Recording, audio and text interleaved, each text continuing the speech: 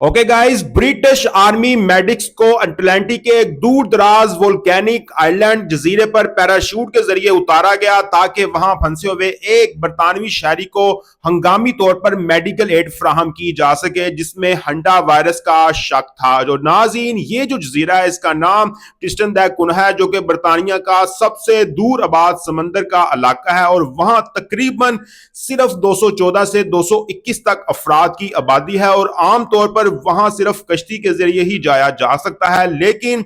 वहां ऑक्सीजन की सप्लाई खतरनाक हद तक कम हो रही है और इस सस्पेक्टेड पेशेंट के इलाज के लिए ऑक्सीजन इंतहाई जरूरी थी और इसलिए फौज ने इस कार्रवाई के दौरान ऑक्सीजन सिलेंडर और दीगर जो मेडिकल सामान है वो भी फजाई रस्ते से वहां पहुंचाया। और बजाहिर यह है कि ये जो ऑपरेशन किया गया ये बहुत कामयाबी से मुकम्मल हुआ है, जो वाकई हैरान कुन बात है, क्योंकि ब्रिटिश आर्मी ने इस नौयत की कार्रवाई पहले कभी नहीं की है। और खास तौर पर वहां के इंतहाई मुश्किल मौसमी हालात में बाजुकात हवाओं की रफ्तार 25 किलोमीटर फी घंटा से भी ज्यादा होती है, लेकिन इससे यह जाहिर होता है कि वो इस केस को कितना संजीदगी से ले रहे हैं और इन जो ब्रिटिश शहरियों को बचाने की कोशिश कर रहे हैं जो हंटा वायरस के बाद जान के खतरे में हो सकते हैं। और साथ ही वायरस के फैलाव को रोकने के लिए बड़े पैमाने पर कॉन्टैक्ट ट्रेसिंग भी की जा रही है, खास तौर पर उन लोगों के लिए जो इस जहाज पर मौजूद थे या किसी और तरीके से वायरस से मुतासिर हुए हैं। और इस कॉन्टैक्ट ट्रेसिंग का मतलब यह है कि उस अकेले एक एक शख्स को ढूंढना है जिसने हंटा वायरस के केसेस के साथ कोई कॉन्टैक्ट किया है और कहां कहां वो गया है और किस किस लोगों से मिला है।